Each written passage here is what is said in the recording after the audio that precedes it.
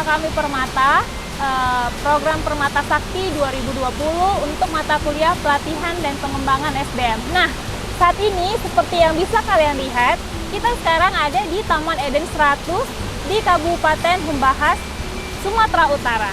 Nah, sekarang kita ini ada bersama narasumber kita yang akan menjelaskan pada kita bagaimana pengembangan SDM itu merupakan suatu proses yang panjang. Jadi terdapat ada pendidikan di dalam, pelatihan. Jadi jangka waktu untuk membuat taman seperti ini juga membutuhkan SDM yang tidak dibangun dalam 1 tahun, 2 tahun, bahkan belasan tahun sampai puluhan tahun. Selamat pagi, Abang.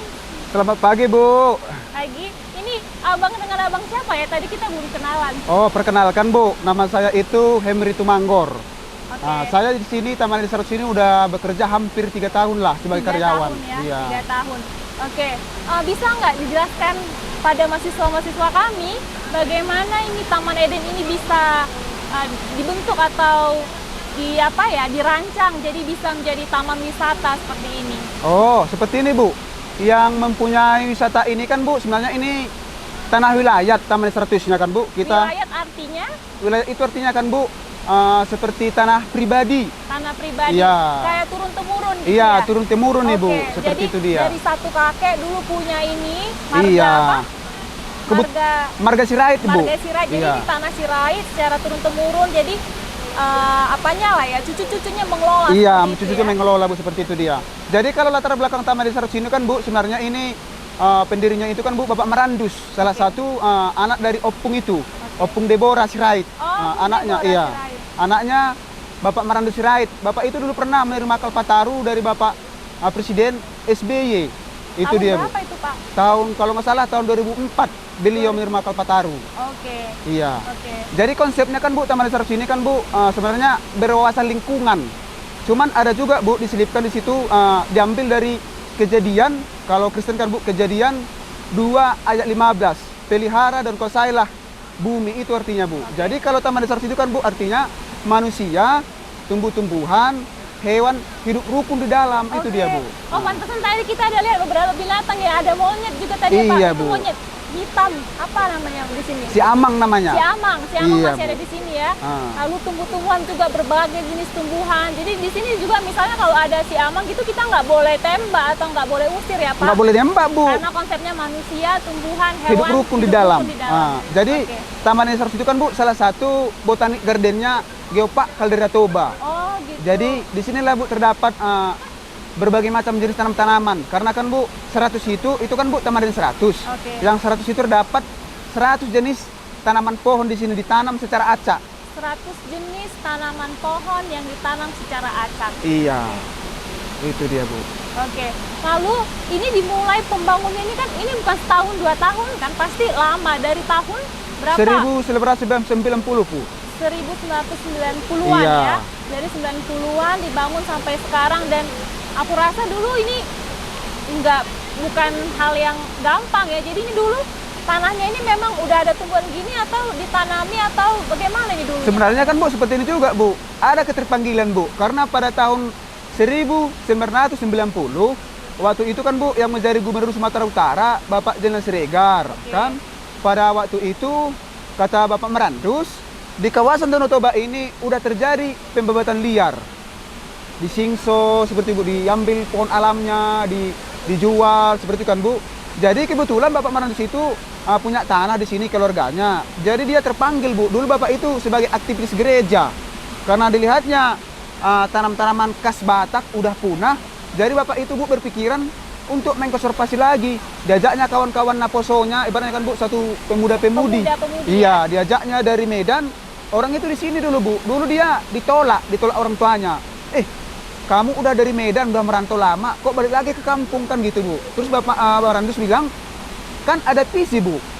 Marsi Padengkan Hutan Abe, Marsi Pature Hutan Abe. Jadi artinya kan, Bu, kita sebagai generasi muda harus membangun kampung kita sendiri. Itu artinya, Bu. Marsi Pature Hutan Abe, Iya. membangun kampung sendiri. Membangun kampung sendiri. Jadi memang Bapak itu memang udah wawasan luas lah, Bu. Dia udah jangkau ke depan bahwasanya ini kan Bu, Danau Toba udah menjadi diakui di UNESCO. Oke. Itu dia Bu. Pertanyaan saya selanjutnya ini kan kita ini tentang foundernya ya, Iya. Pak Sirait ini. Apakah Bapak itu pernah mengikuti misalnya apakah dia lulusan dari pertanian atau background pendidikannya seperti apa? Sebenarnya Bapak itu Bu nggak tamat SMA. Oh gitu. Iya. Bapak itu hanya bermodalkan pengalaman. Pengalaman ya. Iya. Jadi apakah juga Bapak itu pernah mungkin dia ikut pelatihan? Kalau pelatihan Bu udah pasti. Oh, pelatihan pasti ya. Iya. Pelatihan. Karena semenjak Bapak itu mendapatkan piagam Kalpataru dari Bapak Presiden SBY. dulu SBY, Ya. Bapak itu diajak lingkungan hidup selalu. Oh, ada Pelatihan. rutin gitu ya, Pak Ya rutin Bu, Oh, iya. Jadi saya rasa juga seperti itu. Tidak mungkin satu individu hanya modal nekat saja kalau Nggak nggak mungkin, ada Bu. pelatihan Harus ada atau, pengalamannya, iya, pelatihannya. pengalamannya. Jadi dari situ dia si individu itu sendiri berkembang ya Pak ya. Iya. Konsep dari segala sesuatu yang dilakukannya.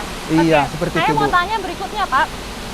Ini kan luas ya, hampir 50 hektar lebih 55 hektar Bu. 55 hektar. Berbatasan dengan hutan negara. Berbatasan dengan hutan negara. Iya. Oke, ada nggak karyawannya di sini Pak? Oh, kalau karyawan kami di sini kan Bu, sebelum pandemik Covid Oke. ini datang, kami di sini ada 10 orang Bu. 10 orang. Iya. Itu tugasnya apa-apa saja, Pak? Ngambil tugas itu kan Bu, satu ada 2 orang ada reception, Oh, resep.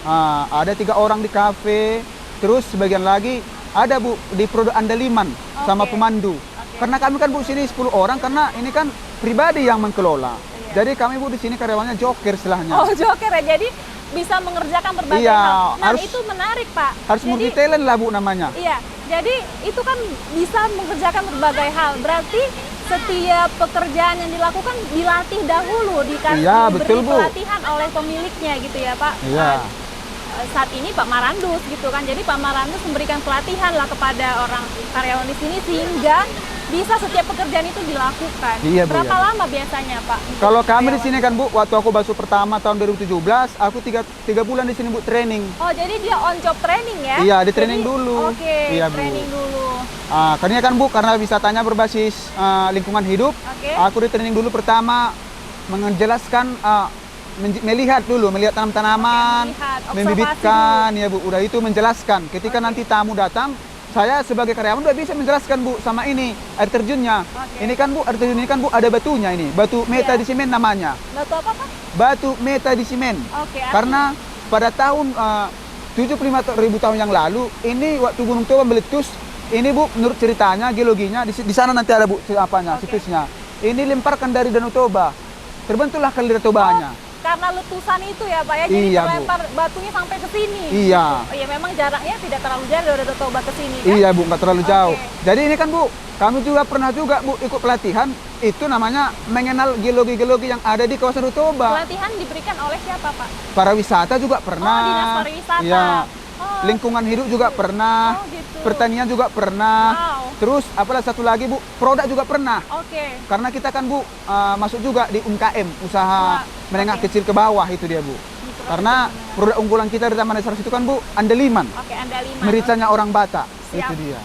Oke, jadi karena karyawan sini meskipun hanya 10 tapi ini bisa menguasai berbagai Iya, Bu. jenis pekerjaan dan itu berkat adanya pelatihan-pelatihan dari Iya. berbagai dinas, dari dinas pariwisata tadi ya Pak ya. Pertanian, lingkungan dari- hidup. Iya, lingkungan hidup. Itu dia, Bahkan Bu. geologi juga Iya. dilatih ya Pak Iya ya. dilatih Bu untuk Wah. menjelaskan. Wah, oke. Berarti hebat sekali para pekerja di sini ya bisa mengerjakan banyak hal. Iya Bu. Oke Pak, ada nggak pesan yang mau disampaikan kepada mahasiswa kami mungkin terkait lingkungan hidup seperti itu Pak? Oh, kalau mahasiswa Permata, jadi pesan Bapak sebagai pencinta lingkungan hidup, marilah mulai sekarang kita harus jaga lingkungan hidup kita. Satu contohnya, jangan buang sampah sembarangan, jangan kalau kita lihat misalnya hewan-hewan, jangan mematikan sembarangan, itu aja deh.